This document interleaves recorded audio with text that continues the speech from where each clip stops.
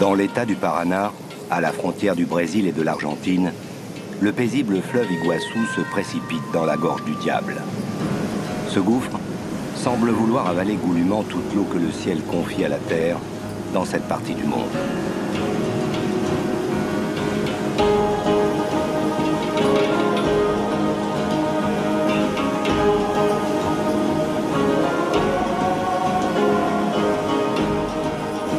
Situées à 800 km à l'ouest de l'océan Atlantique, ces chutes d'eau monumentales sont l'emblème du sang bleu donnant vie à la Mata Atlantica, la grande forêt primaire qui s'étend jusqu'à la mer.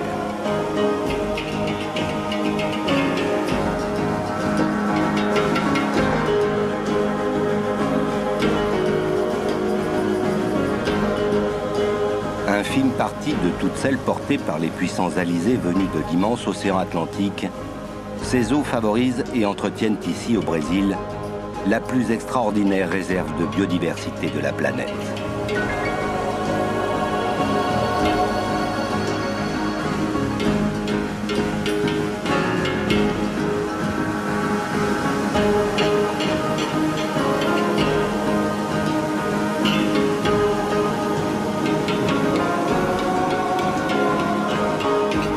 Sur les puissants rapides générés par ces cataractes gigantesques, le pilote bataille pour rejoindre l'aérostier Bruno Schwartz.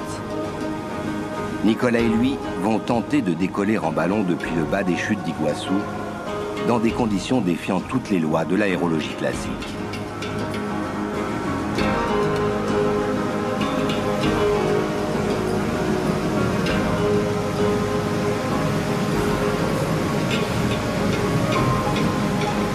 Même un spectacle grandiose et le mot est faible.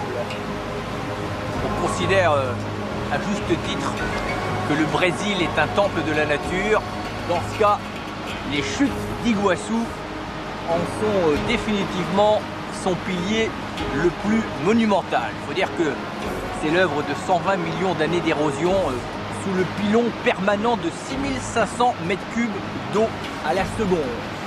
On peut difficilement imaginer une plus belle porte d'entrée à ce territoire de la démesure qui est quelque part l'ultime fantasme des écologistes et des naturalistes. Bonsoir, Vous soyez à nature ce soir consacre les noces de la terre et de l'eau qui s'expriment sur chaque parcelle de ce territoire à travers 3 hauts lieux de la diversité biologique que recèle l'immensité brésilienne. L'Amazonie d'abord.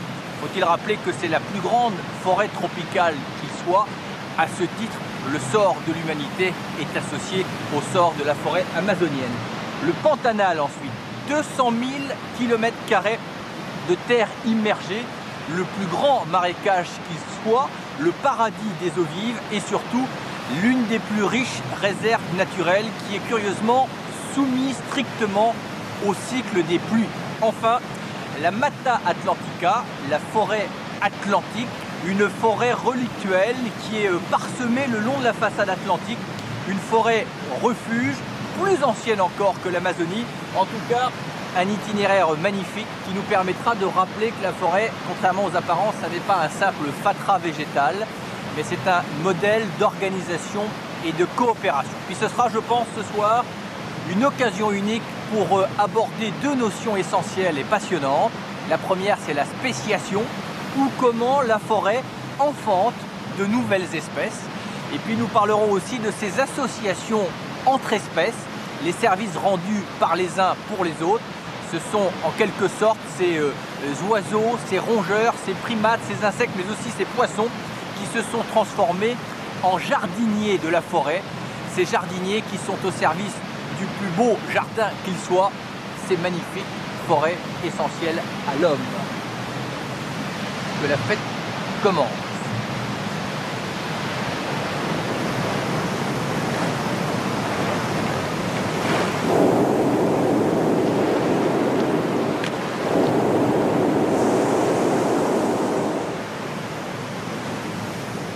C'est que ça, c'est ce qui s'appelle un vol d'anthologie, parce qu'on ne doit pas être nombreux à avoir volé sur Iguaçu. Sûrement. Bon, à toi les commandes. Allez. On va voir ce que ça va donner. Il y a un peu de vent, hein. Ouais, pas mal.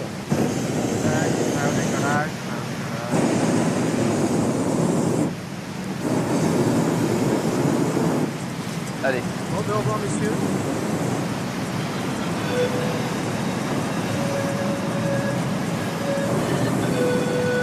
Eh oui, ça y est.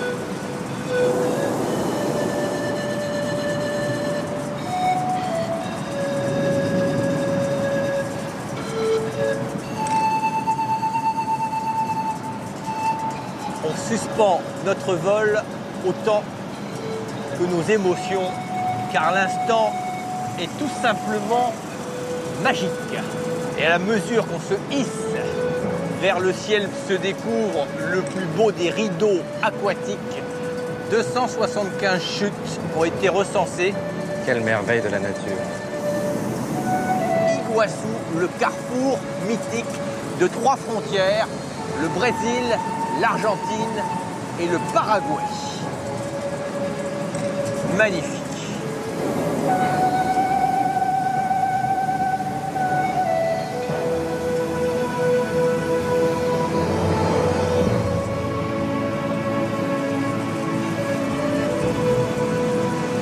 Ah là là là là, magnifique, magnifique, magnifique, magnifique, hein?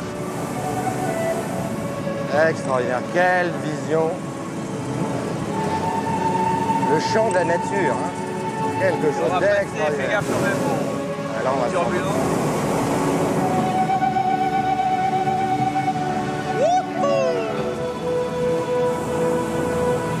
Géologiquement, la fracture responsable de la gorge du diable date de 120 millions d'années. Les Indiens Kaigang lui ont trouvé une origine plus poétique.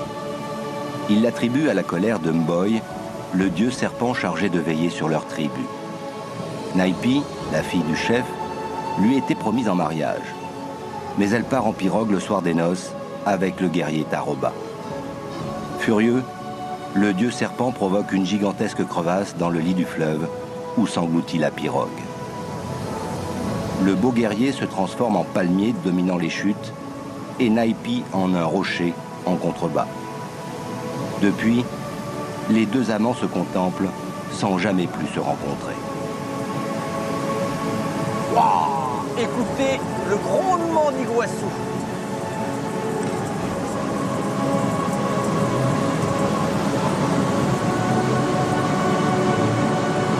Cette cataracte, large de près de 3 km, qui s'abîme dans cet écrin de verdure,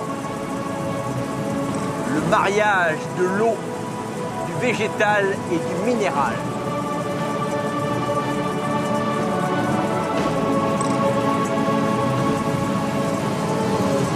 On peut difficilement souhaiter un accès plus original à la Mata Atlantica, cap sur l'exubérance de cette forêt qui recèle sur un plan biologique quelques richesses insoupçonnées. Et la difficulté va être de trouver une petite clairière pour pouvoir y poser le ballon. Mais bon, les dieux vont nous aider, non? Bah, s'ils ont fait ça, ils peuvent faire le reste. En pilote chevronné, Je le laisse pour l'atterrissage? Bruno Schwartz trouvera une clairière dans la forêt dominant ces chutes de 90 mètres de haut où se déverse de 1800 à 6500 mètres cubes d'eau par seconde.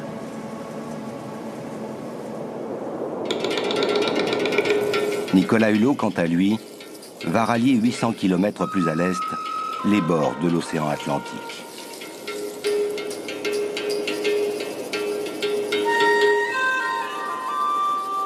Il y a 1000 ans, la Mata Atlantica étalait encore son immense tapis de verdure sans discontinuer sur 3000 km à l'est du Brésil.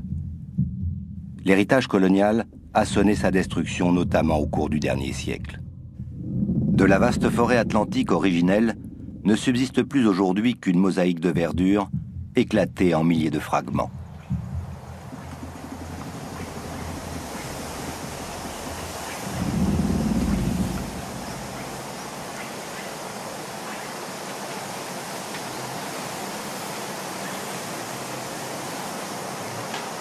Nicolas a retrouvé Pierre-Michel Forger, écologiste au Muséum national d'histoire naturelle, et le guide Roberto au sommet de la cascade de Salto Morato. On voit bien l'Atlantique là. Sublime. Hein, ouais. Vraiment, oh là là. Voilà ce que l'on appelle la Mata Atlantica ou la forêt atlantique. Forêt atlantique. C'est très très riche en orchidées, en épiphytes, en broméliales, puisque c'est très humide, c'est une forêt très humide, baignée en permanence par les alizés. Qui lui porte l'humidité, qui vient cogner contre le relief, et de ce fait, ça lui a permis d'avoir une humidité permanente. Permanente, sinon on aurait là une région assez sèche. En fait, c'est une forêt qui est étalée mais fragmentée le long de la façade atlantique. Fragmentée aujourd'hui, mais qui ne l'était n'a pas. pas Hein. Donc aujourd'hui, il persiste, selon les estimations, 7 à 8% de la forêt d'origine, principalement dans des fragments de grande surface comme dans cette région, mais aussi sous forme de multiples petits fragments isolés tout au long de cette ancienne Mata Atlantica. Alors ce qui est amusant quand on regarde comme ça un manteau forestier, c'est qu'on n'imagine pas sous la cime des arbres le nombre d'espèces végétales et animales qui ont été forgées au fil du temps par ces contractions ou ces dilatations de la forêt. Oui, parce que ceci était complètement couvert de forêt primaire Mata Atlantica. Hein. Allez, on va descendre sur le côté et après on va s'enfoncer dans la forêt.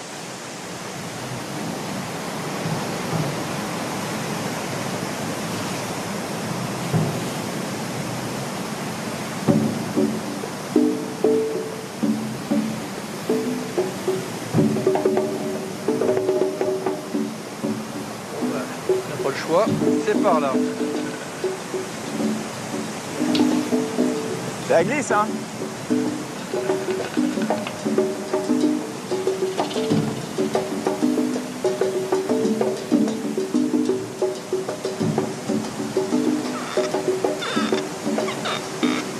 Imagine que tu marches dans un jardin botanique. Hein.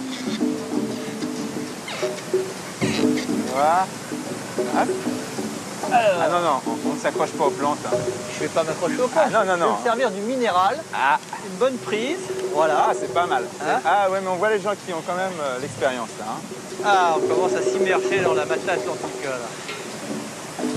Bon, bah allez, continue. C'est superbe, hein.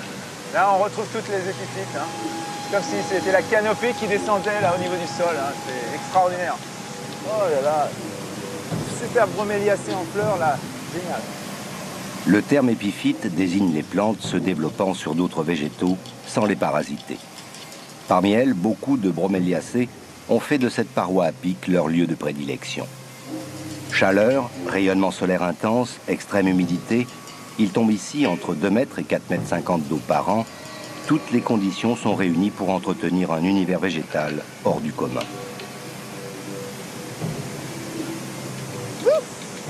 C'est bon. Qu'est-ce qu'il nous fait? C'est bon. Et allons. Hein.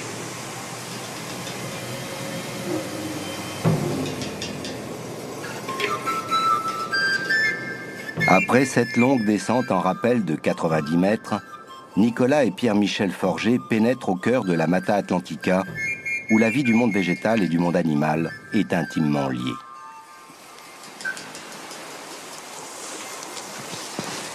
On a l'impression que cette forêt est intacte. En fait, elle a été exploitée il y a un certain temps. Ah, ça c'est superbe. Alors là, Nicolas, on a un très bel exemple de plantes dispersées par les rongeurs. Ça là? Ouais, on a un tronc très épineux, d'où son nom latin. Astrocarium, de la famille des palmiers. Les épines, c'est pour dissuader les... Ça dissuade nombre de consommateurs de fruits qui ne peuvent pas accéder à cette infrutescence que l'on voit ici, qui pend. Alors c'est un modèle réduit de la noix de coco, voilà, tout simplement. Alors ces fruits sont consommés par les rongeurs, du genre agouti. Donc l'agouti, en période de fin de fructification, a un certain stress alimentaire, il recherche de la nourriture et d'un seul coup il tombe là sur une espèce de nourriture providentielle abondante. Il se passe un stimuli chez lui, il se prend la graine et il cherche quelque part un site où l'enterrer pour la cacher d'autres consommateurs. Donc il va se déplacer comme cela dans le sous-bois et puis trouver un endroit propice où il pourra éventuellement la retrouver plus tard. Il va faire un petit trou, il va mettre la graine, assez enterrée, 5-6 cm, la reboucher et puis il va regarder autour et puis il va chercher une feuille pour la couvrir. Et voilà. Ça demande beaucoup d'observation pour imiter aussi parfaitement les aboutis. Un certain nombre d'heures et surtout se lever très tôt parce qu'à cette heure-là, ils sont au repos parce qu'ils ont déjà bien travaillé ce matin. Au-delà de la plaisanterie, ce qu'il faut dire, c'est que les aboutis, ils ont un rôle très important. Essentiel. Eux, c'est vraiment les jardiniers de la forêt. Essentiel. Si la graine reste au sol, qu'elle n'est pas emportée par un agouti, elle est la proie de nombreux prédateurs. Une graine qui reste au pied de l'arbre, d'abord, elle ne va pas profiter de la lumière. Ah là, c'est et terminé. Deuxièmement, elle a toutes les chances d'être détruite par d'autres animaux, voilà, destructeurs de graines. Tiens, Nicolas, viens voir, très intéressant. Là, on peut voir ici les limites de 2 anciennes fermes, alors qu'apparemment, il y a une couverture totale. Cette zone a été exploitée il y a une 12aine d'années, puis abandonnée. Et alors, l'exploitation ici a été très intense, c'est-à-dire qu'on a pratiquement coupé à blanc la forêt. Ouais. Donc, il restait que le sol, quelques arbres isolés. Et il faut qu'il y ait des animaux proches qui amènent les graines ici pour qu'elles puissent à nouveau s'exprimer et reconquérir un territoire qui avait été perdu par la végétation. Tous ces animaux vecteurs de graines ont besoin de grands territoires, souvent, et bien plus grands que ce qui reste aujourd'hui dans la Mata Atlantica. Des surfaces au moins égales à 1000 hectares, sinon 10 000 hectares, de manière à pouvoir maintenir là un stock à la fois de plantes, de semences, et aussi un réservoir d'animaux qui vont être les transporteurs de ces plantes. C'est au moins une des utilités du classement de cette zone en patrimoine mondial de l'humanité par l'UNESCO. Le problème, c'est qu'au lieu d'avoir quelques petits pourcents de la planète classée patrimoine, il faudrait quand même qu'on ait une proportion une plus grande surface, beaucoup plus importante. Chaque étage de la forêt possède ses habitants. Le coati, sociable et diurne, s'adapte à tous les milieux. Lui aussi participe à la dissémination des graines. Ce n'est pas le cas du pécari qui les mastique et les détruit. Dans les frondaisons, un singe hurleur, l'une des 21 espèces de primates répertoriées dans la Mata Atlantica, veille jalousement sur son territoire.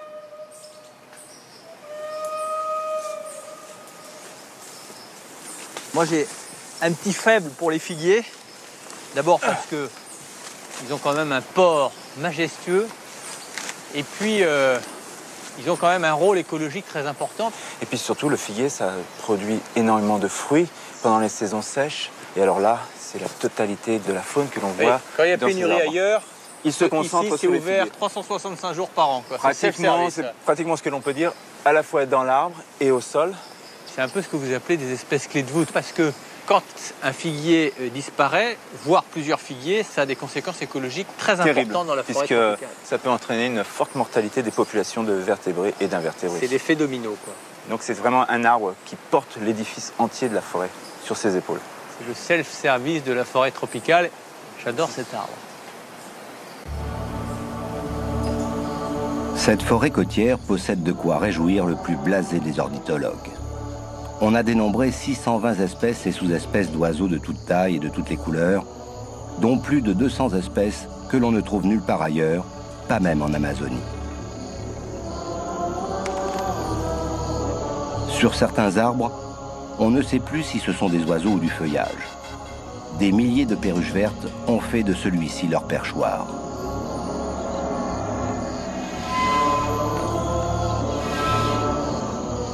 Ce perroquet à joues pourpres, endémique, c'est-à-dire qu'on ne trouve nulle part ailleurs, est le plus menacé de cette région.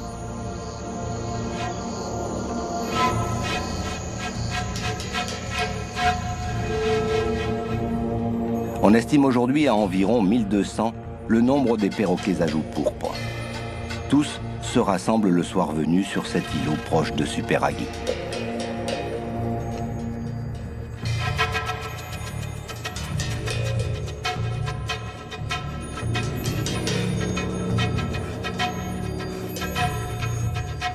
Dans la forêt atlantique brésilienne, l'endémisme est partout.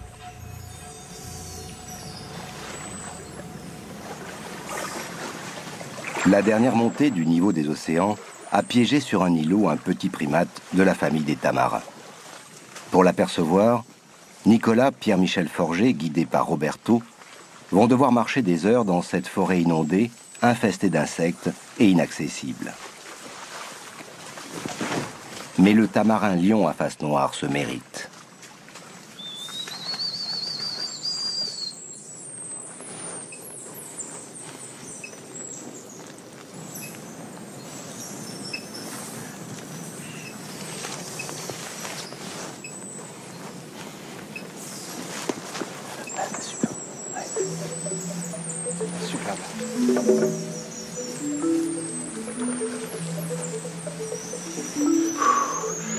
On est récompensé quand même. Oui, c'est pas une mince affaire d'arriver ici. Hein.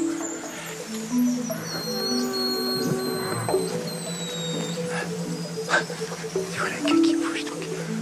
C'est tout petit. Hein. Allez. Tu vois, ils ont des griffes, ils peuvent bien s'accrocher comme ça. En fait, comme ils sont beaucoup, ils ont besoin de s'équilibrer. Donc avec la longue queue, ça leur fait un balancier. On voit bien là. Ah, ils chassent là. Hein. Là, regarde. Ils chassent des insectes, ils regardent, ils surveillent sur les branches. Hop, hop.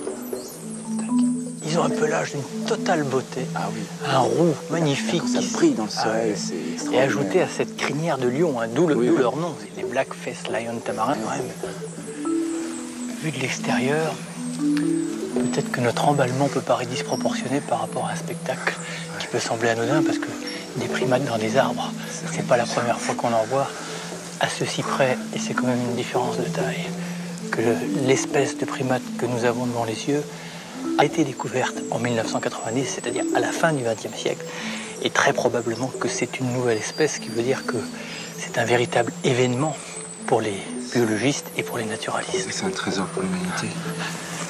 Là, ils mangent. Ce sont des disséminateurs aussi. Ah oui, oui, là, la taille maximale de graines qu'ils peuvent disséminer, c'est de l'ordre de 1 cm, 1 cm et demi.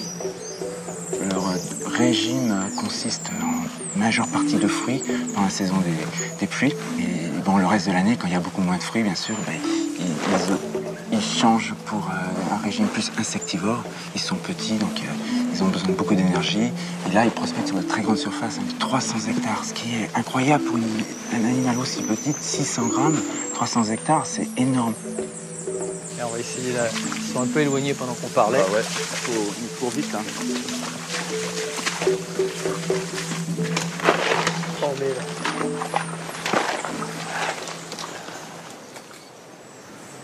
Le tamarin fait partie d'une famille de primates assez répandue, Oui, les Calitrichidae, hein. Deuxième famille de primates. mais en très Amérique probablement latine. que cette espèce-là, les Black Face Lion tamarins, sont une espèce en soi, ce qui est un cas d'école que l'on appelle la spéciation, pour expliquer justement la manière dont la forêt peut parfois Engendrer de la diversité. engendrer de la biodiversité, qu'on crée de nouvelles espèces. En général, le premier facteur, c'est quand une espèce se retrouve isolée. Et un des événements réguliers qui arrivent depuis la nuit des temps, c'est les périodes de glaciation. Qui dit glaciation dit stockage de l'eau.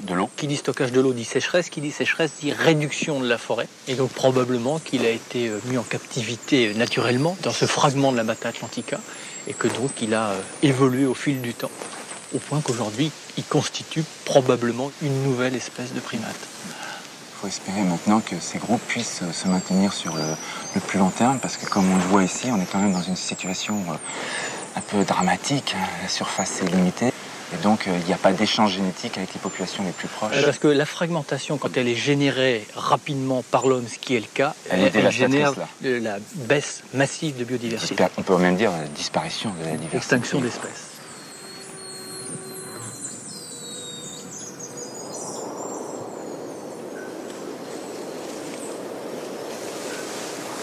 Tu remarqueras que la forêt atlantique utilise le maximum de territoire. Hein. Elle concède peu d'espace à l'océan.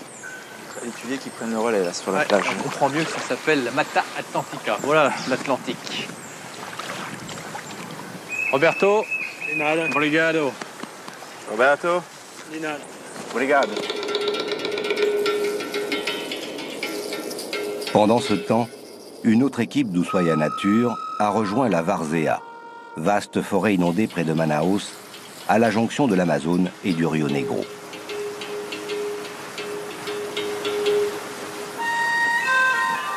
De décembre à mai, la saison des pluies sur le bassin amazonien fait déborder le plus grand fleuve de la planète. Les eaux montent alors de 8 à 15 mètres et prennent possession de la forêt sur 700 000 km², une surface équivalente à la France et l'Italie réunies.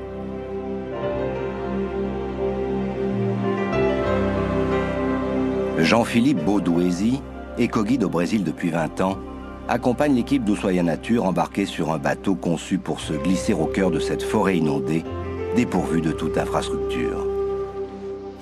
Bâti sur le modèle des embarcations amazoniennes traditionnelles, le Mayra, avec ses 3 ponts, son fond plat, ses 20 mètres de long et ses 6 mètres de large, est fait d'une 50aine d'essences de bois locaux différents.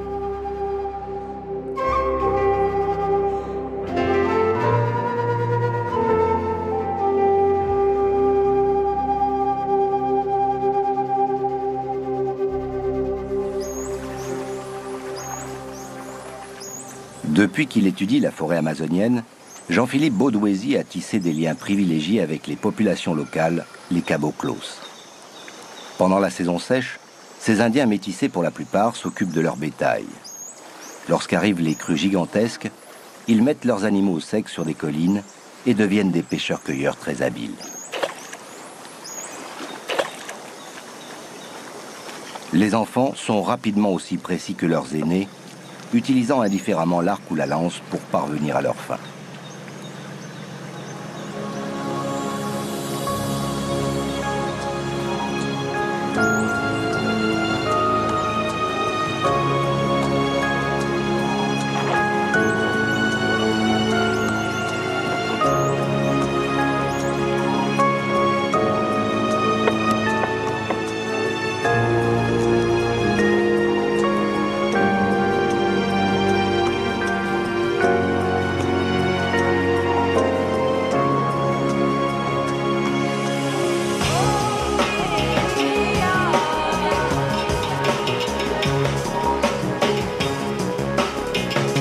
Du paysage noyé émerge seulement la cime des plus grands arbres.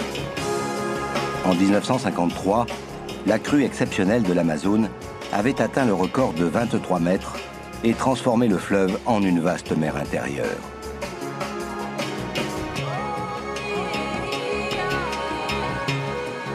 Le Mayra ressemble à une arche de Noé traversant le déluge.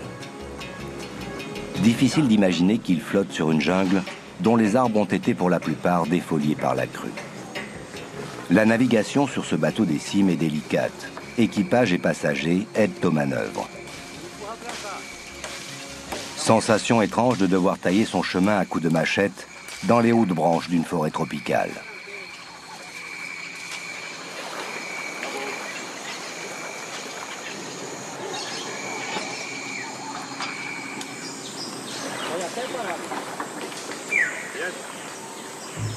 Étrange aussi, lorsqu'on navigue, de devoir surveiller une impressionnante colonie de fourmis capables d'investir le navire au moindre contact avec l'arbre noyé où elles ont fait leur nid.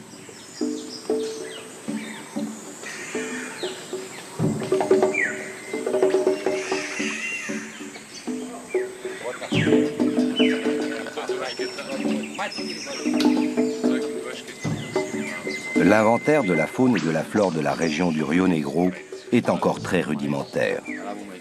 Jean-Philippe Baudouési y travaille activement avec l'aide des caboclos. Il leur montre les différents échantillons de terre amazonienne prélevés avant les crues.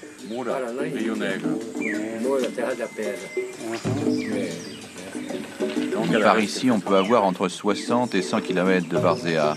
Après, il y a la terre ferme, puis on entre là-dedans.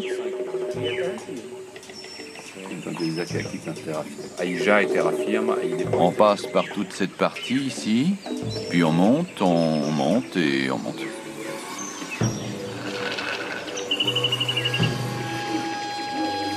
Chaque jour, accompagné de Miguel, le scientifique part explorer la Várzea en pirogue. Depuis le temps, les animaux se sont adaptés à la lente montée annuelle des eaux. La plupart sont d'excellents nageurs.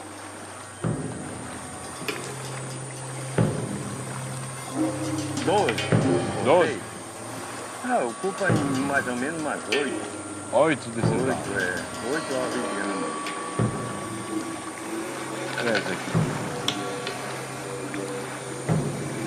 Selon une évaluation scientifique, 10 km² de la Várzea abrite 1500 types de fleurs, 750 essences d'arbres, 125 espèces de mammifères et 500 d'oiseaux, plus de 300 espèces de poissons et plus d'une centaine de reptiles. Boa.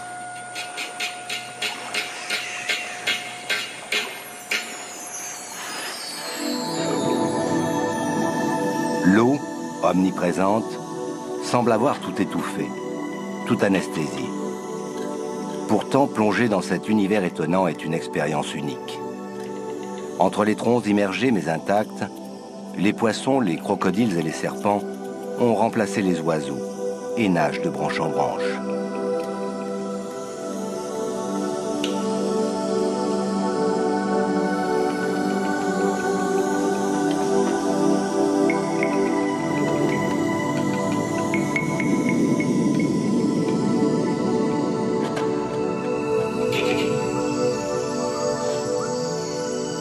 Miguel et le scientifique regagnent le Maïra à la tombée de la nuit.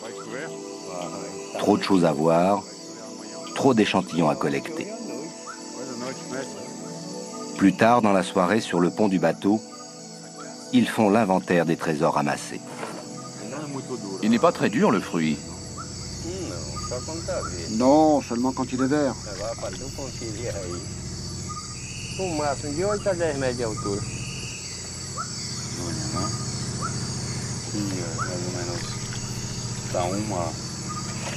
Il y a à peu près 1, 2, 5, 6. Ah, c'est la plus vieille qui est dure. On en a encore. Voilà. On pense que ça sort par là, mais non. Oui, c'est ça. Et voilà le fruit qui sort. Il est lourd, hein. Oui, c'est lourd. Mais est-ce que tu manges cette partie aussi? Non, seulement ça. Ah, il est beaucoup plus mou que l'autre, hein. Oui, bien sûr. C'est cela qui est bon.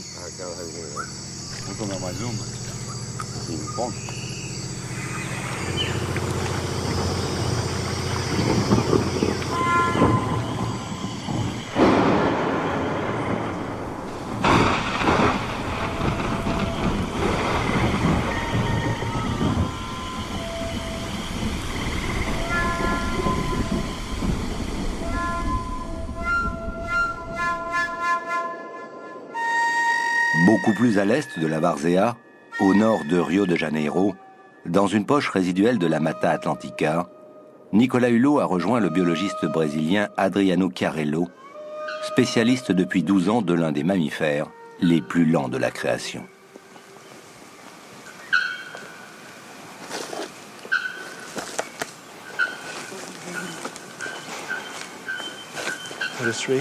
Par ici.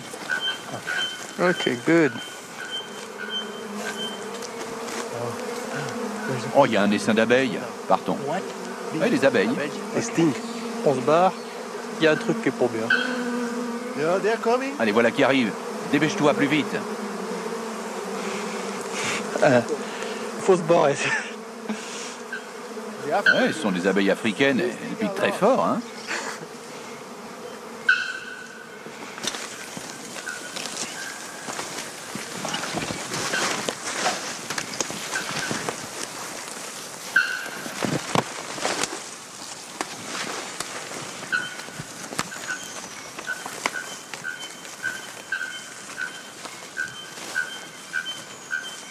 Remarquablement bien adapté à son environnement, l'animal est difficile à repérer.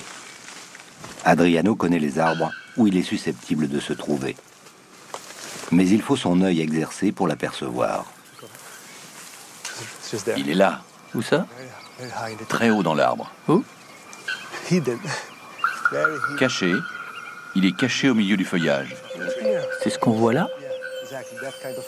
Oui, c'est une espèce d'ombre. Aux jumelles, tu verras, il y a un paresseux. Elle a un bébé. What kind of species? Quel genre d'espèce est-ce? Cette espèce est un maned paresseux. Maned parce qu'il a des poils noirs au niveau du cou. Son nom latin est Bradypus torquatus. C'est une espèce endémique qui ne vit que dans la forêt atlantique du Brésil. Il est en train de nous regarder. Vous savez quel âge il a? Le bébé a 3 mois, Et la femelle? probablement 5 à 6 ans. C'est une des rencontres animales les plus émouvantes qu'il soit pour plusieurs raisons. D'abord parce que c'est un animal emblématique, menacé, mais surtout parce que c'est très certainement l'un des mammifères les plus primitifs qu'il soit. Il appartient justement à ce groupe très primitif qu'on appelle les édentés. On se demande comment, étant aussi vulnérables, ils ont pu traverser comme ça des temps immémoriaux. Et en réalité, c'est parce que ces animaux, c'est vrai, extrêmement lents, ont développé parallèlement des mécanismes de compensation. Ils sont passés experts et maîtres dans l'art de se camoufler, à telle enseigne que même des rares biologistes qui étudient les paresseux et qui passent du temps avec eux mettent beaucoup de temps à les retrouver dans la canopée.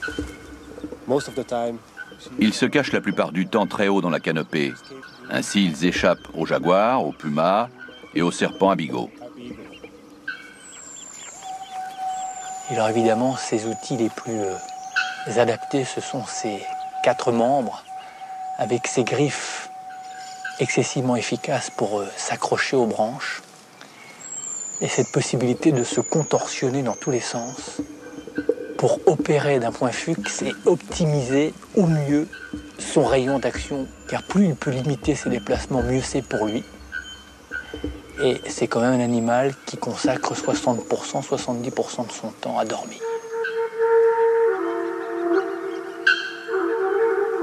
Et il a, entre autres, la possibilité, que l'on ne trouve d'ailleurs que chez le hibou, de tourner la tête sur 360 degrés, ce qui compense une vue assez médiocre. Les poils poussent à l'envers, donc quand il pleut, l'eau coule dessus. Leur robe est montée à l'envers, en quelque sorte, et fixée sur le dos, ce qui fait que quand ils sont sur le ventre comme ça et qu'il pleut, l'eau ruisselle et ne s'accumule pas à cet endroit-là, de manière notamment, entre autres, à protéger les petits qui peuvent y être accrochés.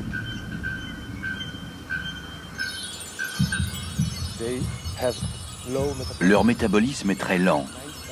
99% de leur régime alimentaire est composé de feuilles d'arbres. C'est une nourriture extrêmement difficile à digérer. La digestion entière prend près de 150 heures. Even this metabolism is slow. La particularité du Bradypus est que sa température peut varier de 10 degrés. What's the cardiac speed?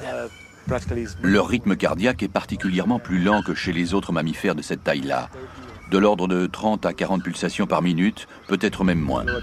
C'est définitivement, en tout cas dans les vertébrés supérieurs, l'animal le plus lent qu'il soit, à tous les sens du terme, dans son déplacement, autant que dans son métabolisme. On voit bien justement que cette espèce de lenteur pourrait les desservir au moment où l'espèce humaine prolifère. Ça les expose d'autant plus. Et souhaitons que, après avoir réussi à traverser justement le fil des âges, en profitant de cette discrétion maximum, eh bien, ça ne devienne pas un handicap à notre contact.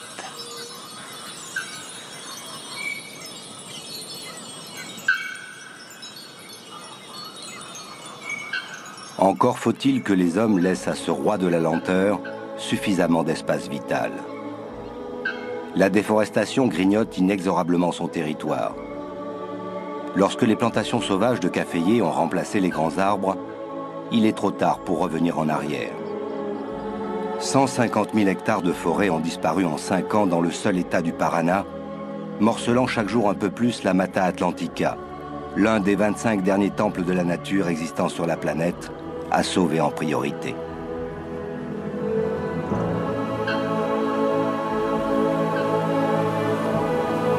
Nicolas est à la station biologique de Santa Cruz, une autre enclave de la Mata Atlantica.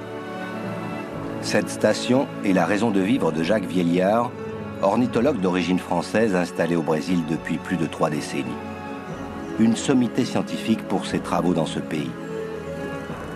Il fait découvrir à Nicolas l'objet actuel de ses études, les colibris.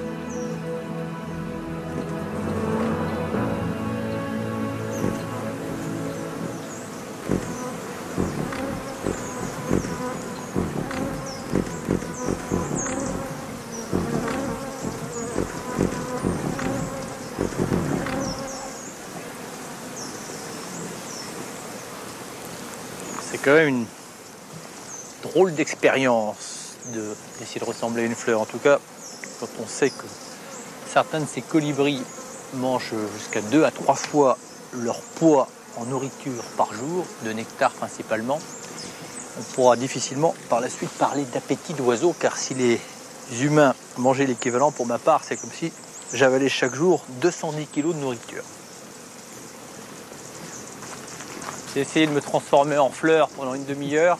Je suis quand même parvenu, ils sont venus 4-5 fois hein, dans les corolles des fleurs. Les Béjaflores, Embrasse-fleurs. Il y a combien d'espèces ici là, qui tournent autour de ton Aujourd'hui, là, on en a centre de vu recherche? une douzaine.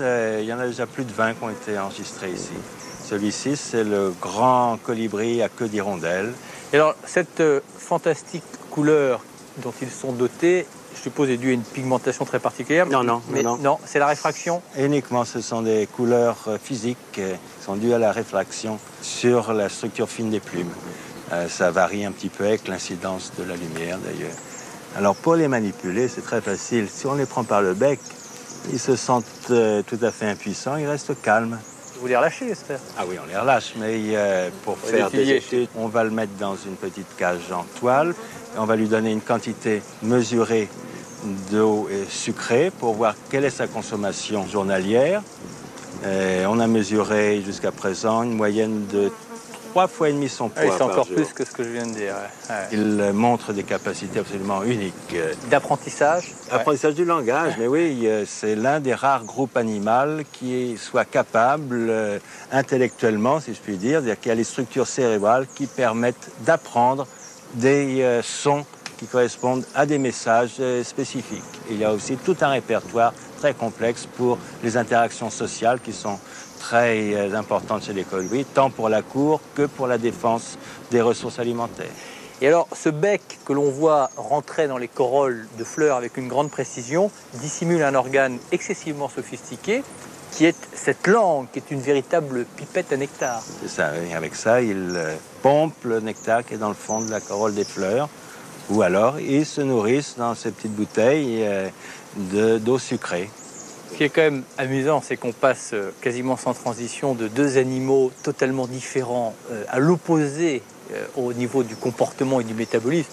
Le paresseux, qui est passé maître dans l'art de la lenteur et de l'économie d'énergie, à ces petits oiseaux qui, eux, sont en permanence en débauche absolue d'énergie, d'effort, de vitesse. Quand on voit qu'eux, ils ont des pulsations cardiaques qui peuvent aller jusqu'à 1500 ou 2000 pulsations par minute, idem d'ailleurs pour le rythme respiratoire. Et quand ils font ces fantastiques vols stationnaires, le battement d'ailes, ce qu'on appelle du vol vibré, au contraire du vol battu. Ça varie de 20 à 90 par seconde.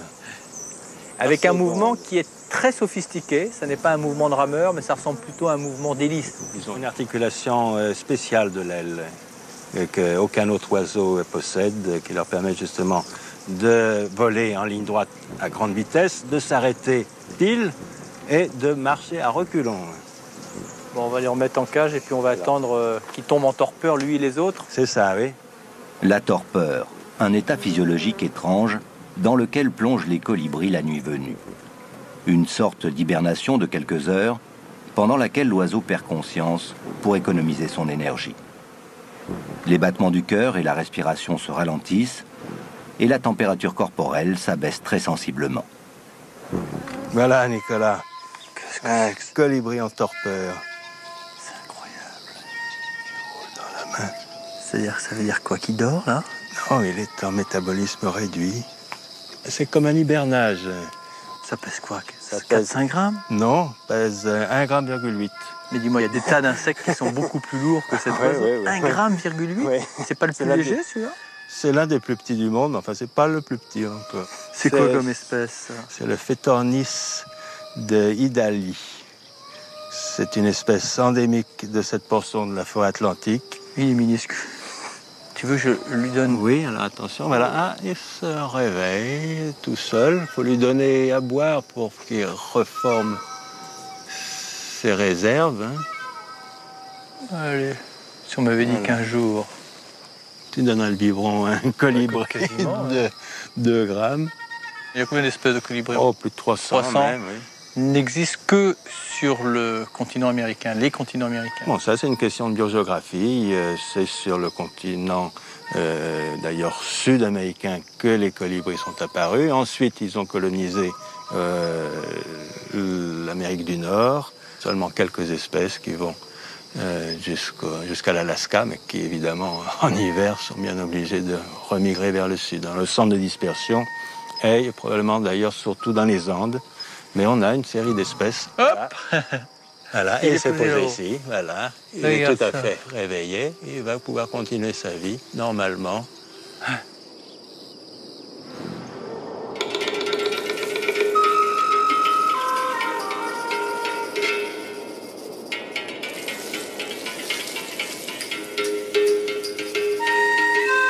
Nicolas a retrouvé Pierre-Michel Forger à Bonito, au bord des eaux transparentes du Rio Sucuri.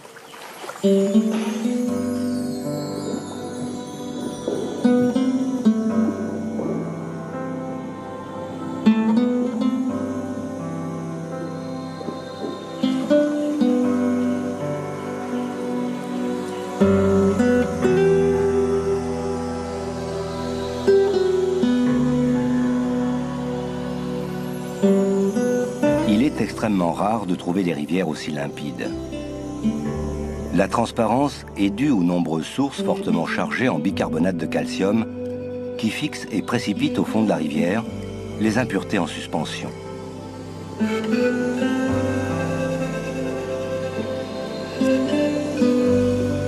Le Rio est peu profond. Palmes, masques et tubas suffisent pour apprécier le spectacle.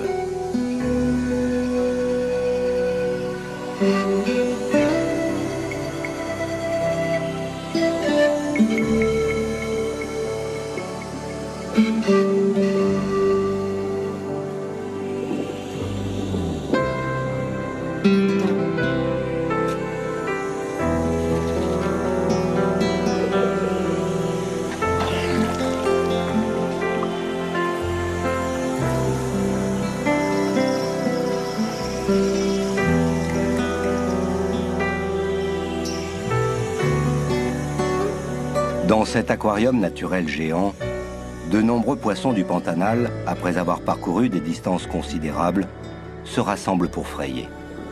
C'est la Piracema, la migration annuelle. Dans le sud, elle a lieu en novembre-décembre. Le même phénomène migratoire existe au nord du Pantanal d'avril à la fin mai, cette fois en direction de l'Amazone et de ses affluents.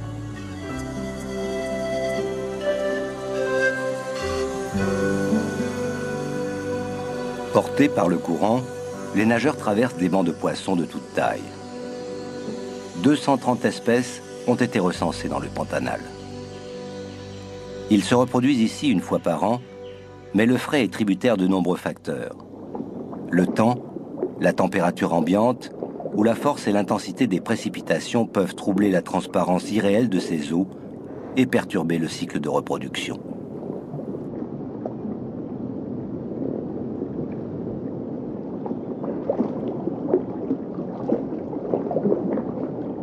Végétariens, frugivores, insectivores et bien sûr carnivores, la plupart des poissons d'eau douce que l'on trouve dans le bassin amazonien se retrouvent dans cette rivière de l'extrême sud du Pantanal. Cet énorme poisson-chat n'a plus grand-chose à redouter de la faune aquatique qui l'entoure.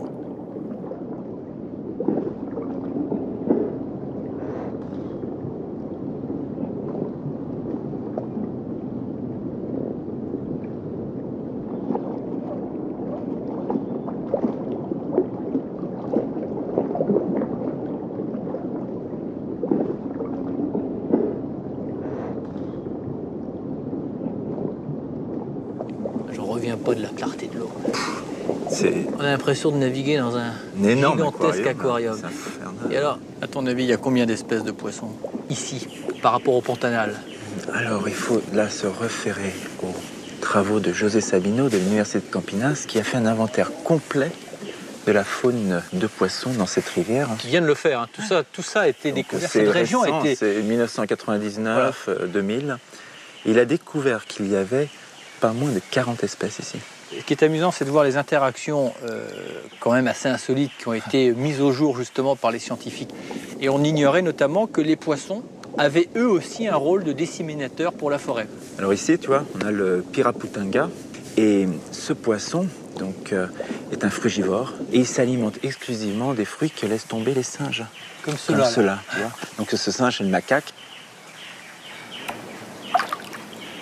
Et alors, les fruits que le singe laisse tomber, là, c'est par maladresse ou c'est... Oh, ils en laissent tomber. Quelquefois, il y a des insectes, ils n'aiment pas, ou le fruit n'est pas assez mûr, donc ils le laissent choir. Et puis les poissons en profitent pleinement. Hein. C'est un bel exemple d'interaction entre espèces, d'association d'espèces au profit de la forêt, quelque part. C'est à nouveau du mutualisme. Mais quand les poissons avalent les graines, qu'ils les digèrent, elles vont rester quand même fertiles. Elles vont rester intactes. Ils vont après relâcher ces graines beaucoup plus loin. Ils les relâchent. Bon, bien sûr, une bonne partie doit être perdue au fil de l'eau. Mais bon... Aux périodes d'inondation, ça remonte, ça va sur les berges. Et lorsque l'eau descend, ces petites graines s'enfouissent dans la litière. Et comme ici, on a beaucoup de lumière, les figuiers sont des espèces quand même assez pionnières. Elles ont besoin de grandes ouvertures pour se développer. Elles se mettent à germer et elles se développent. Alors là, elles s'expriment pleinement dans un milieu idéal pour elles. Allez, on va continuer. Qu'est-ce qu'on peut faire? Moi, je vais passer par le bras qui est là. Tu prends l'autre bras, ouais, et puis on essaie de se retrouver. On va voir, oui, hein, par là. Allez, je vais mettre mon masque. Allez.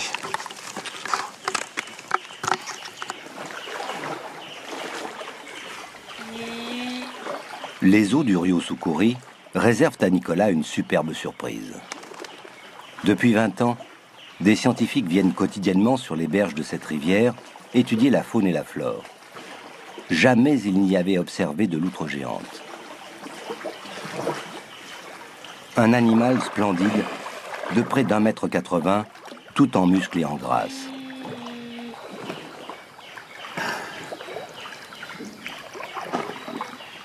Cette élégante torpille, curieuse et carnassière, va jouer à cache-cache avec Nicolas et les caméras d'Ushuaïa Nature pendant de longues minutes.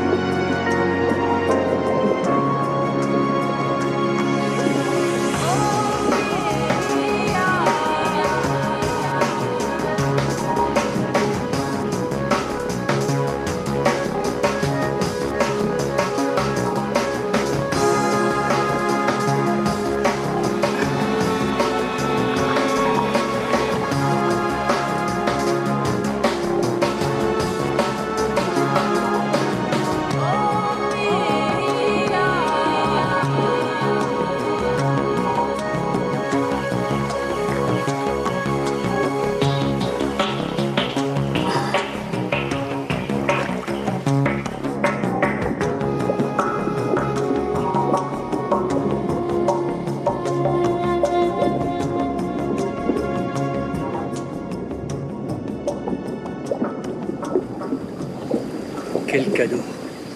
Quel cadeau! Je crois que ça c'est un moment de bonheur à l'état pur. la rencontre totalement inespérée avec une loutre sauvage, d'abord curieuse, après un peu inquiète, pour finir dans une complicité absolue. Et c'est certainement l'une des rencontres les plus inattendues et les plus rares qu'il soit. Quel spectacle dans cette eau d'une transparence absolue. Séquence d'anthologie. On en a presque les larmes aux yeux. Grand moment de nature.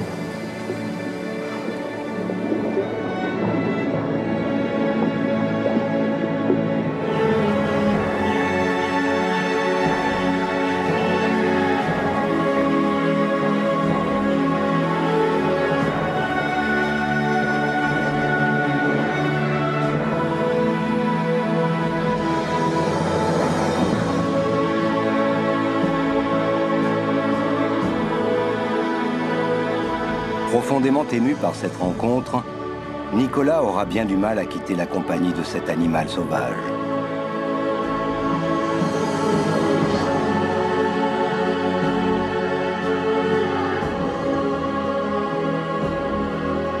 La loutre géante, insatiable, nage toujours à ses côtés. Elle semble vouloir lui ouvrir toutes grandes les portes du vaste Pantanal, l'une des plus somptueuses réserves de biodiversité de la planète qu'il va aller explorer.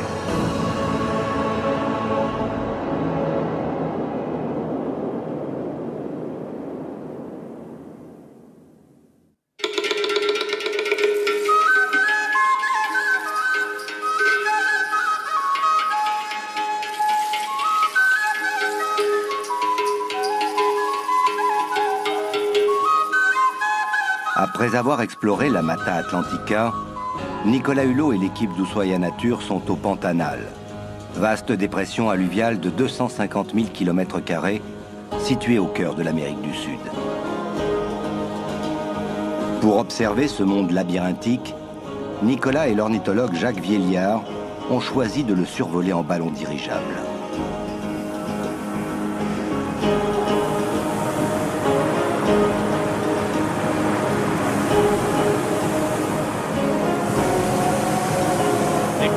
Au lever du jour pour aller embrasser le Pantanal, ce grand marécage. D'ailleurs, c'est la traduction littérale du mot Pantanal. Eh oui, Nicolas, nos plus grands marais, ou plutôt zones humides de la planète, recueillent les eaux qui vont de la bordure sud de l'Amazonie jusqu'à tout le Brésil central et le sud-est également. Il faudrait essayer d'aller un petit peu comme on va survoler cette lagune et après on va essayer de remonter dans l'autre. Ça, oui.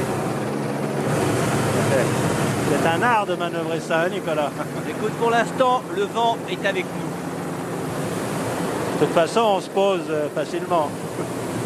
Je dirais ça tout à l'heure. Ah bon? Tu aurais pu me le dire avant.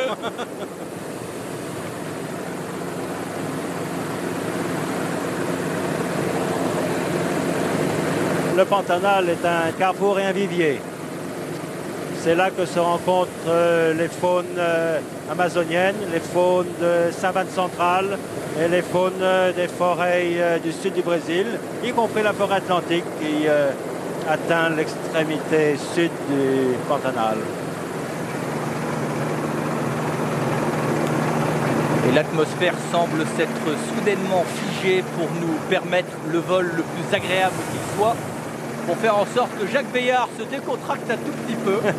Et c'est ce qui est en train de se passer. Oui, c'est très bien.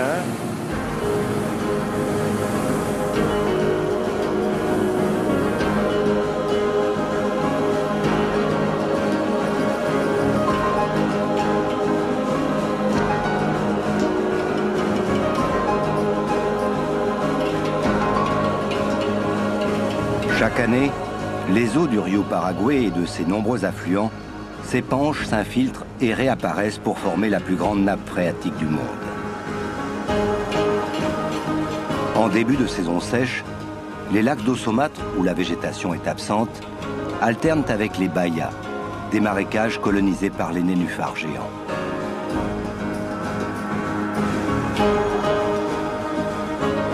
La hauteur d'eau varie entre 20 cm et 2,50 m tout au plus.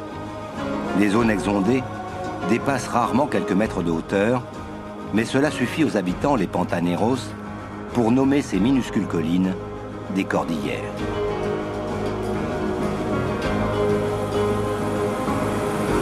Regarde ça, magnifique. Deux perroquets bleus, deux haras bleus qui sont passés à ras de la cabine. Le plus grand du monde, la Rayacinthe. Il y a beaucoup à dire sur ces grands perroquets qui ont quasiment disparu de l'ensemble de l'Amérique du Sud à l'exception du Pantanal.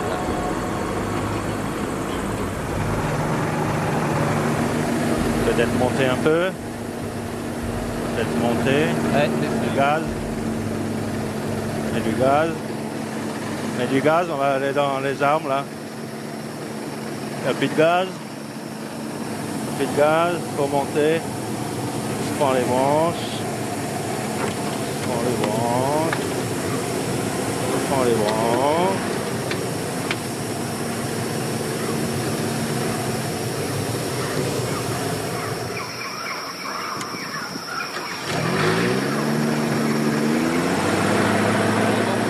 Hey, piloté par Nicolas Hulot au-dessus du Pantanal, c'est ça l'aventure.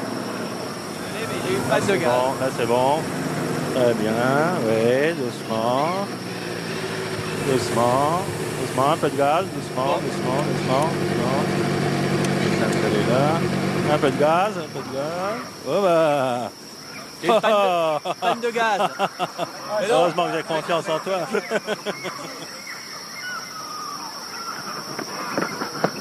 Il a fallu un jour définir l'animal emblématique du Pantanal. Le jabirou, la plus grande cigogne du monde, a emporté les suffrages. Rouge, noire et blanche, ces 3 mètres d'envergure lui permettent de voler sans effort au-dessus de ces paysages magnifiques.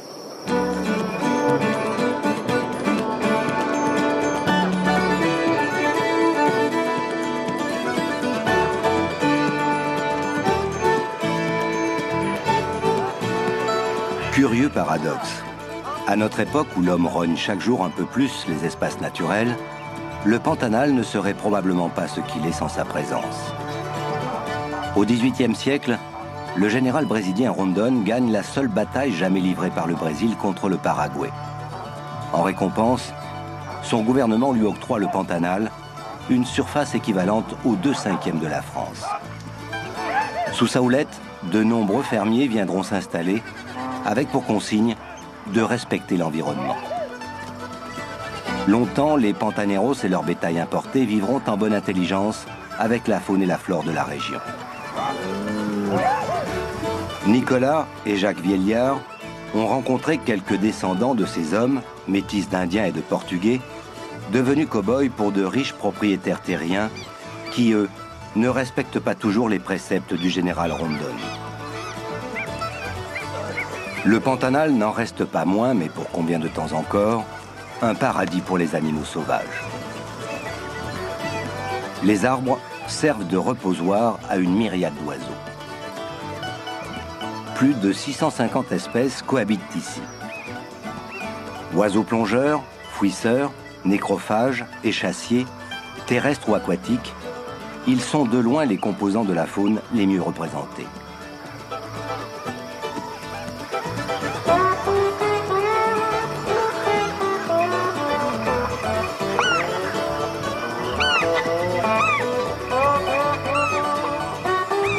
Perroquets de toutes sortes et de toutes couleurs, toucans mangeurs de fruits et de graines, se partagent équitablement les arbres.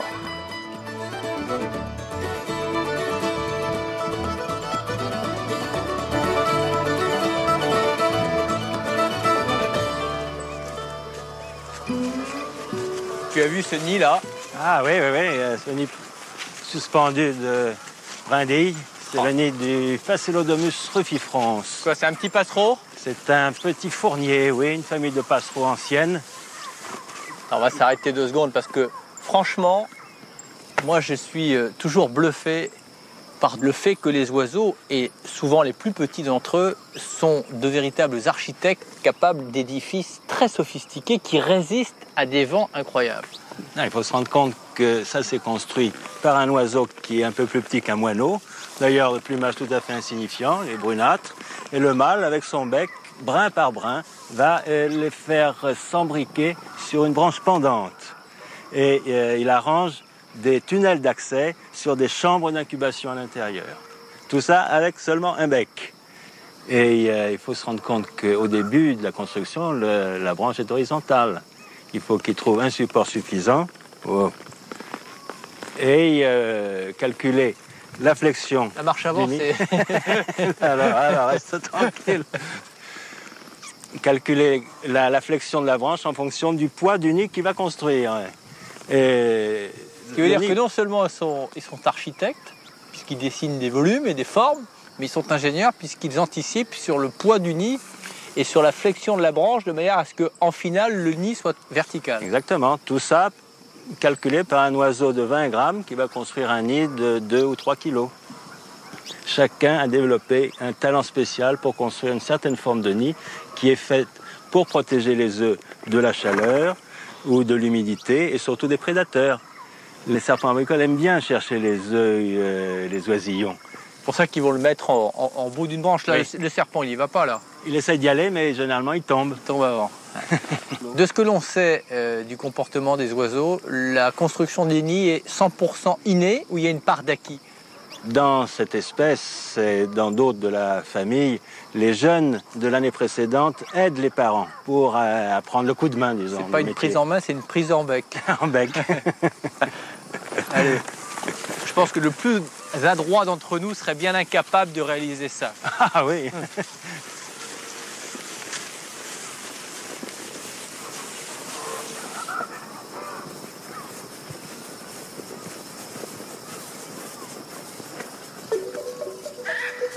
Regarde un tatou là sur la piste. Wow. Il se promène doucement. Ça court vite, c'est bête. Bayano, c'est ta pégare là. Voilà. Ils sont rapides quand même. Muy bien. Mets-le par terre, mets-le par terre.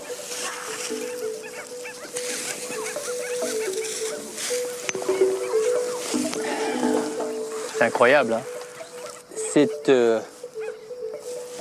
l'un des animaux, on peut dire, les plus primitifs qu'on trouve en Amérique du Sud. C'est le seul mammifère vivant actuellement qui est encore une carapace. Exactement, oui. Leur carapace est un petit peu symbolique. Ils vivent dans des terriers qui les protègent encore plus. Il fait partie de ce groupe d'animaux très archaïques que l'on appelle les édentés. Leurs ancêtres étaient très nombreux au tertiaire et eux, ce sont les ultimes représentants de ce groupe important qui dominait. Qui ont été préservés en Amérique du Sud parce que l'Amérique centrale a été coupée par les océans. Et les grands carnassiers ne sont pas venus pendant cette période. Donc ce sont des survivants des temps préhistoriques. Voilà, ce petit tatou que l'on ne va pas contraindre plus longtemps. Voilà. Ils sont rapides quand même. Muy bien. Le tatou n'est pas la seule curiosité. Le bestiaire du Pantanal est surprenant. Outre les nombreuses espèces d'oiseaux, on peut y rencontrer 50 reptiles et 80 mammifères, dont le tamandoua, un petit fourmilier plus volontiers arboricole.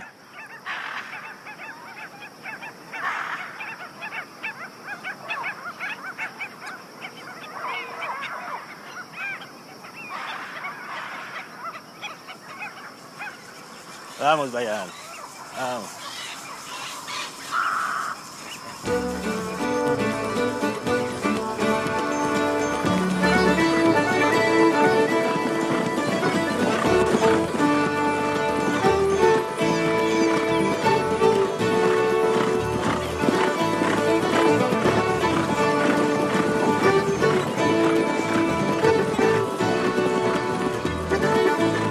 Le cheval reste incontestablement le meilleur moyen pour se déplacer dans les marais, car il n'effraie pas ou peu la faune sauvage.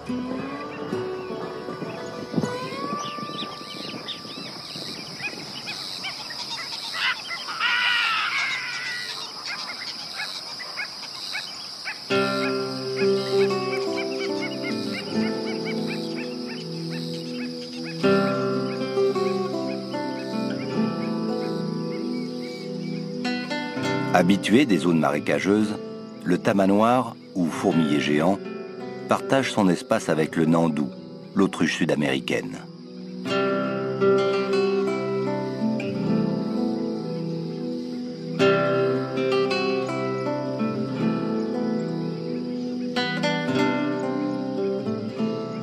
Ce fourmilier étonne par la constance qu'il met à chercher sa nourriture, constituée exclusivement de fourmis et de termites. Avec sa langue de 60 cm, gluante et vermiforme, il peut engloutir 30 000 insectes en une journée. Son odorat subtil, 40 fois plus sensible que celui de l'homme, le guide vers ses proies. Comme le paresseux et le tatou, il appartient au groupe des mammifères édentés.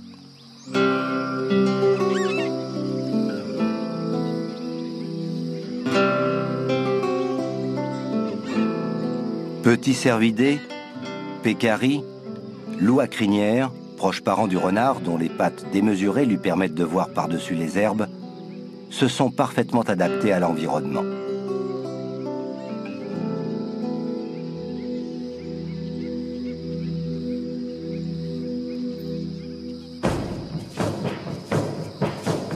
Haroldo Palo, cinéaste animalier brésilien intégré à l'équipe d'Ushuaia Nature, filme le Pantanal depuis 10 ans.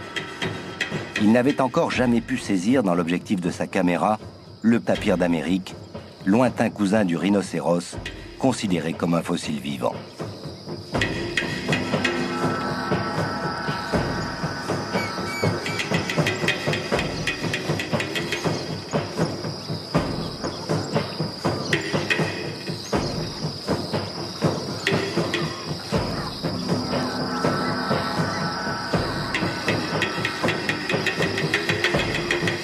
« 300 kilos, 1,20 m au garrot.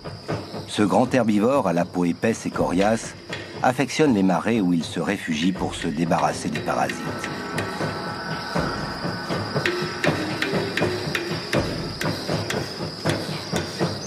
Les principaux prédateurs du tapir sont le jaguar et surtout les braconniers, en grande partie responsables de son déclin. Mais depuis 1996, cet animal est classé par la Convention de Washington en annexe 2, celle des espèces dont la population est à surveiller.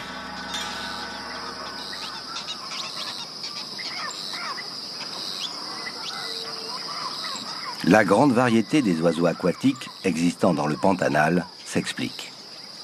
Situé au milieu du continent sud-américain, il est sur le trajet de nombreux migrateurs voyageant de l'Amérique du Nord à la Patagonie.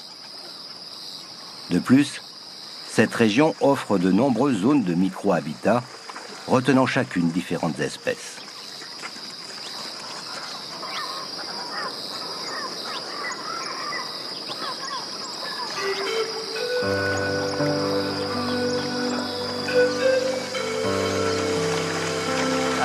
Beau ici, hein? Regarde l'envol des spatules roses, et bien leur nom.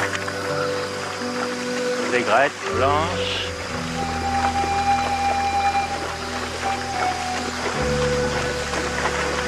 Regarde les becs en ciseaux là. Ah oui, regarde. Regarde si c'est beau. La mandibule inférieure est plus grande.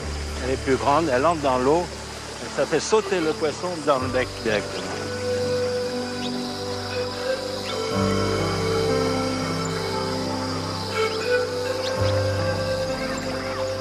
Chaque espèce d'oiseau a évolué en fonction de l'habitat qu'il fréquente.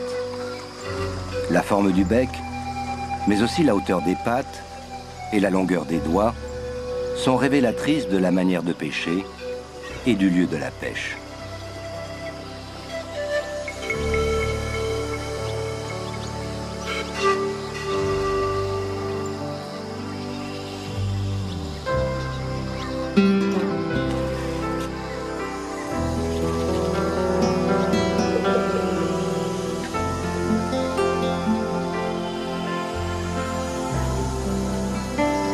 Le jacaré, ou caïman commun, est omniprésent dans le Pantanal et toute l'Amérique du Sud.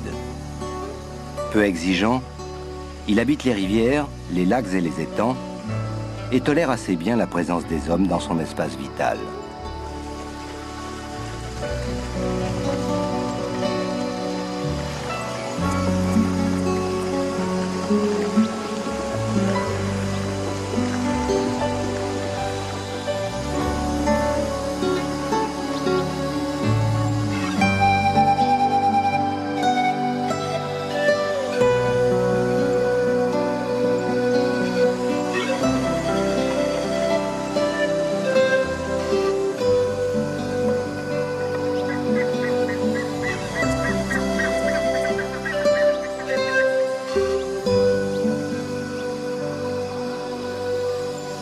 La notoriété de cette région d'Amérique du Sud s'est incontestablement bâtie sur la profusion des espèces d'oiseaux qui y ont élu domicile.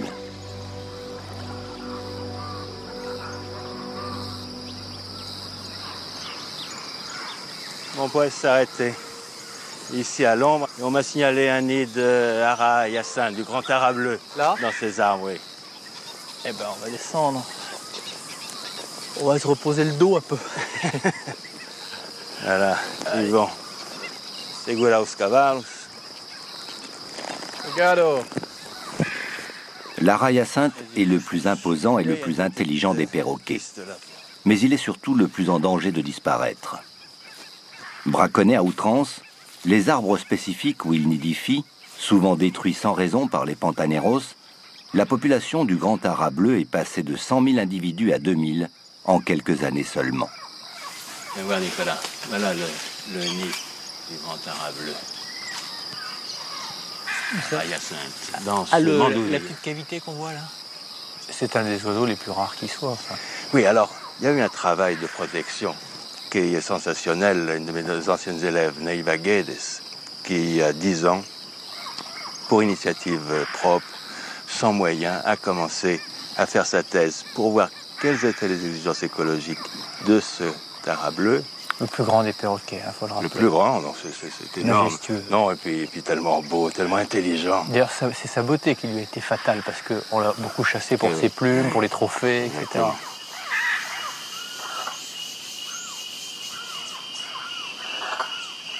Le Brésil a pris la mesure de l'extrême danger qui guette cet oiseau extraordinaire.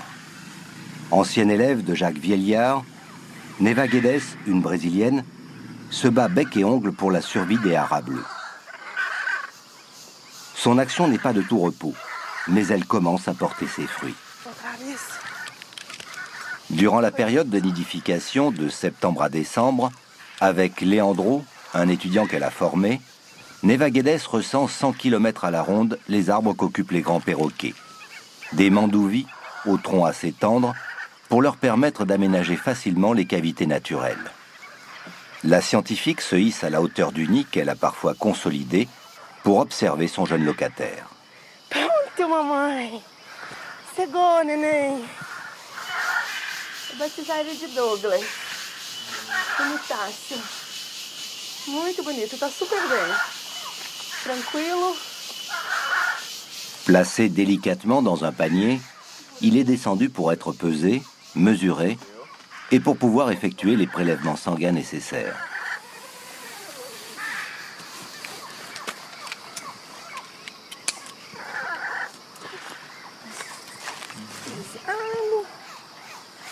« 40% des œufs d'hara hyacinthe sont dévorés dans les nids par les faucons, serpents et autres petits carnassiers. Si tout se passe bien, la femelle couve pendant 30 jours. À la naissance, le petit perroquet, nu comme un ver, pèse 30 grammes et mesure un peu plus de 8 cm. Sa croissance va s'accélérer grâce au lait des petites noix de palmier dont le gavent ses parents. À 3 semaines, l'oisillon est disproportionné. Seules ses pattes ont déjà atteint la taille de celle de l'adulte. Le reste du corps se développe un peu plus lentement. Il faudra attendre 120 jours pour que le jeune hara prenne son baptême de l'air hors du nid et encore 2 mois pour qu'il atteigne sa taille adulte, une envergure de 1 mètre et un poids de 1,5 kg.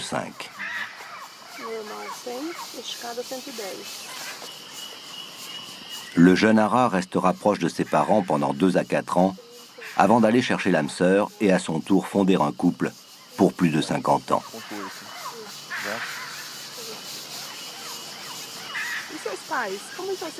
Tes parents, comment vont tes parents? Ils sont comment, hein? Sont-ils comme toi? Est-ce qu'ils sont fiers de leur fils, hein? Comment ils sont tes parents?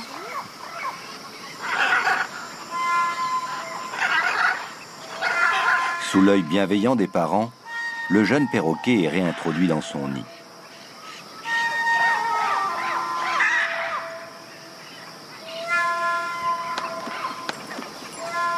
En compagnie de Leandro, Neiva Guedes poursuit sa tournée quotidienne. Elle a déjà sauvé plus de 200 jeunes et s'emploie à faire comprendre aux Pantaneros qu'il est indispensable de préserver les palmiers Bocayova et Akuri, qui sont les seuls à offrir le couvert à cette espèce de perroquet. Devant le nid, il y avait une branche qui est tombée. L'ouverture du nid était trop exposée, alors on l'a fermée en partie avec des planches pour le protéger des intempéries et des prédateurs. Que pode prejudicar os filhotes e também a predação.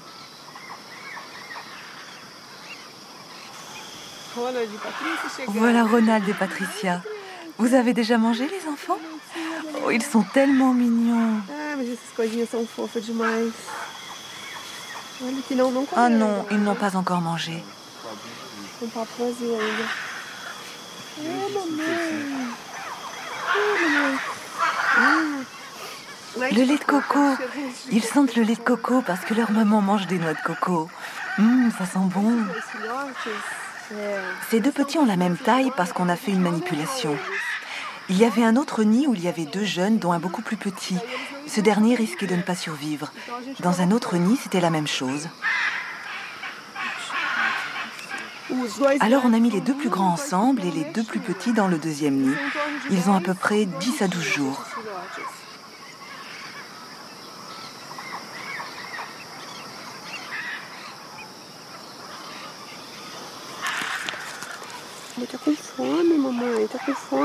Le pauvre, il a faim et il a froid.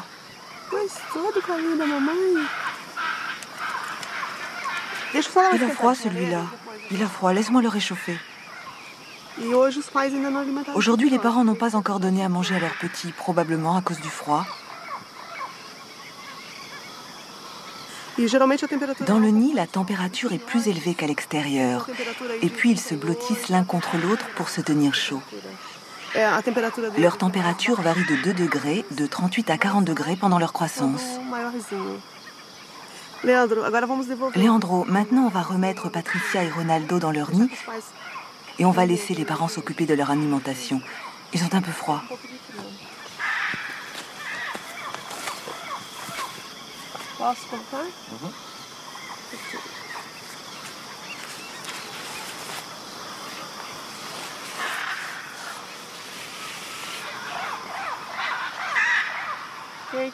La manipulation, bien rodée, dure une dizaine de minutes tout au plus, toujours sous le regard attentif des parents en grande discussion. Habitués à la présence répétée de Neva Guedes, les couples d'Ara ont une totale confiance en elle. La jeune femme les considère tous un peu comme ses propres enfants. Nous avons récolté des œufs dans un autre arbre. Nous revenons au laboratoire. Préparez l'incubateur, s'il vous plaît.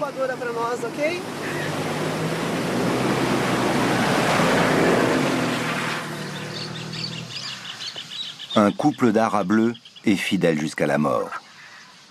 La femelle pond une fois par an de 1 à 3 œufs. Mais les parents privilégient la couvée et l'élevage d'un individu de la portée. Neva Guedes fait la tournée des nids pour tenter de sauver les délaissés. Les œufs mis en couveuse ont, grâce à elle, une chance de donner de petits oisillons qu'elle réintroduira discrètement dans le nid des parents.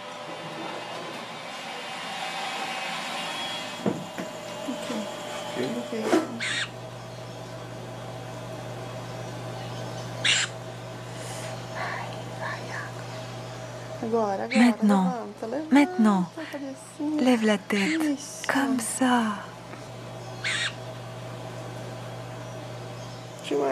Si on n'était pas là pour l'aider, il serait mort maintenant.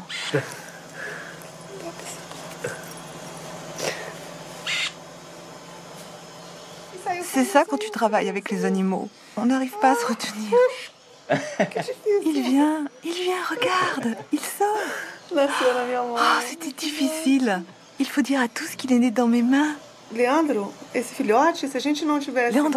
s'il n'était pas né au laboratoire, il serait probablement mort maintenant. Il a déféqué dans l'œuf et cela n'est pas normal. Tu es un vainqueur, mon petit. Tu es déjà un héros. Tu as réussi à survivre, mon petit. Le nouveau-né est très fragile. La scientifique le garde en couveuse pendant au moins 5 jours avant d'aller le replacer dans son nid où elle avait pris soin de déposer en attendant un œuf de poule de la même grosseur. Dès son départ, la femelle se précipite pour gaver l'oisillon de lait de noix de palmier. Et petit Ara bleu deviendra grand très vite.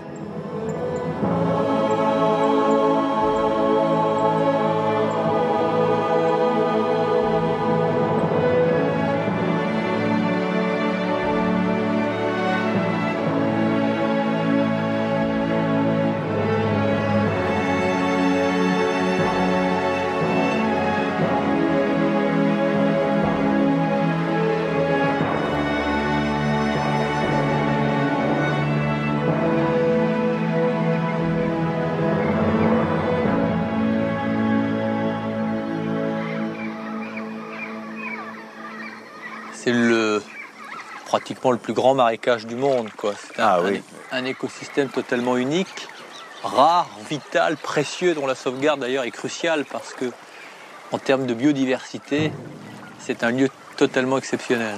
C'est surtout un vivier. Au point de vue de la biodiversité, c'est une rencontre entre les faunes et les flores de la Mata Atlantique, du sud, de l'Amazonie au nord et de savane Cerrado du Brésil central. C'est un carrefour. Un carrefour, absolument.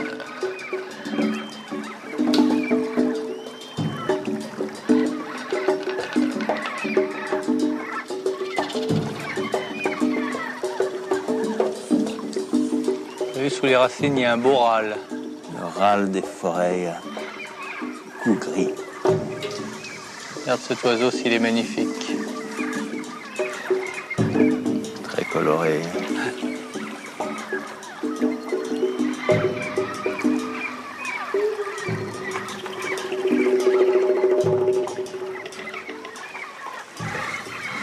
On regarde là-bas.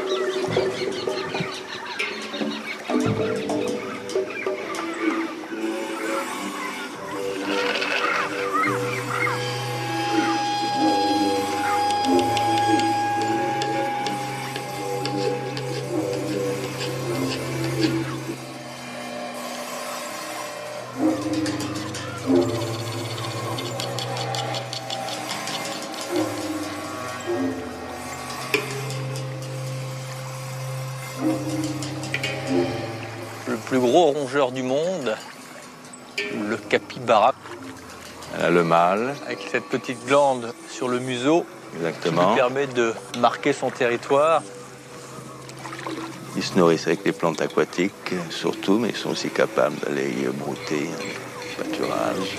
C'est pour ça qu'ils ont tant de succès. Ils se reproduisent bien. Fort de la présence de ses congénères, ce gros rongeur sans complexe pousse le jacaré hors de son chemin pour protéger ses petits.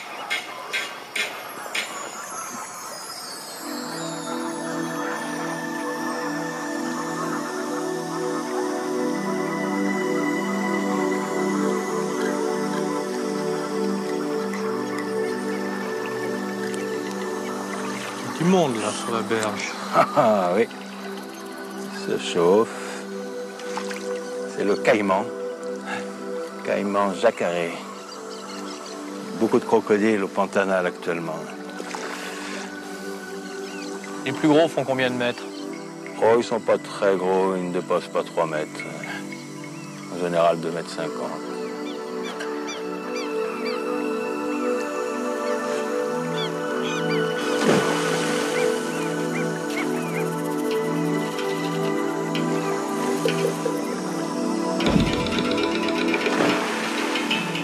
Un peu trop taquine, cette loutre géante se fait vertement rappeler à l'ordre. Vexée, la demoiselle aux grandes moustaches retourne à ses jeux d'eau. Elle est là. Elle est là. Devant. Bonjour. Ben voilà, au même endroit. Oui. On entend. Elle est craintive, mais tu vois, elle hésite entre l'envie de d'étaler et la curiosité qui est quand même très forte et notoire chez les loutres. Ah oui, ça, elle est très curieuse. Mais enfin, elle défend aussi son territoire. Nous sommes des intrus ici. T'as vu la tache blanche qu'elle a sous le cou? Et chacune a une tache de forme différente. Ça permet de les reconnaître individuellement.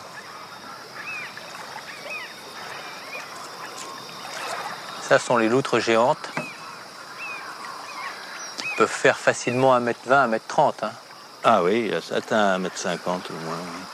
C'est un phénomène de convergence évolutive parce que c'est vrai que sur un plan morphologique, elles ressemblent beaucoup aux otaries. Mais pourtant, elles ne font pas du tout, évidemment, partie ni du même groupe, ni du même ordre. Ce sont des carnivores, oui. En fait, les pinnipèdes ne sont pas très loin des carnivores. Ouais.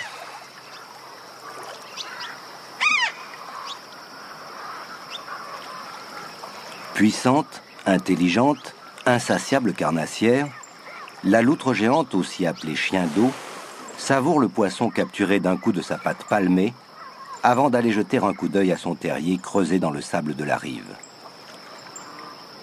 Sociables, les loutres vivent en famille de 3 à 9 individus, voyagent, pêchent ensemble en parfaite harmonie. Devant ce groupe, les jacarés ne font plus la loi et battent en retraite.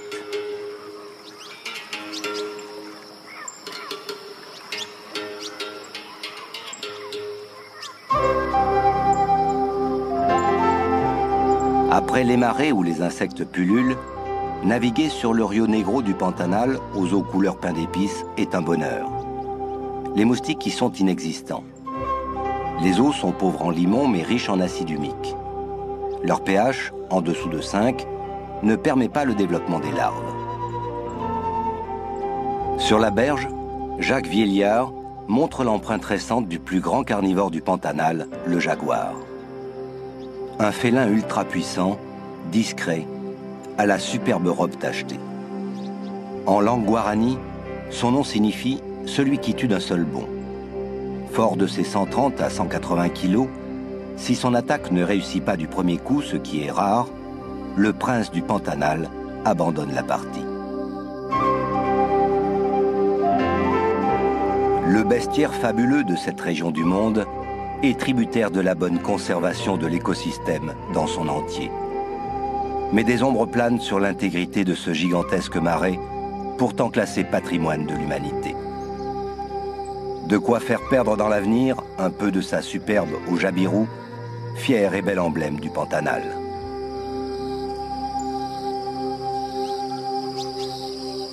Et dans le Pantanal qu'on peut vivre un instant comme ça.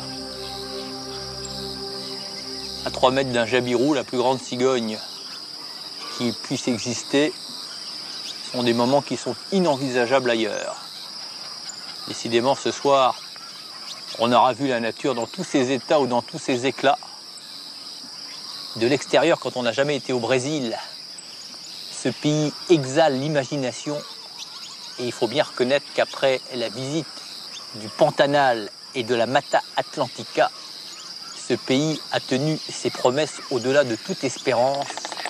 À plusieurs reprises, nous avons cru entendre la nature clamer son bonheur et on a eu ce sentiment très agréable de côtoyer de près la virginité du monde, cet immense bestiaire traversé, ces prouesses animales observées, ces merveilles d'adaptation constatées, nous ont livré le plus poignant témoignage sur la prodigieuse richesse de notre univers. C'est insensé. Regardez ces terres sauvages qui fleurent bon la liberté à telle enseigne qu'on a parfois le sentiment de visiter quelques fragments d'Éden échoués sur notre planète. Hélas, 3 fois hélas, le paradis ignore l'éternité ici car d'ores et déjà, les menaces qui pèsent notamment sur le bassin du Pantanal sont nombreuses. La plus titanesque d'entre elles, c'est un projet pharaonique de voie fluviale pour désenclaver la région, pour donner notamment aux pays voisins, la Bolivie, un accès à la mer. Autant dire que c'est la chronique d'un désastre écologique annoncé.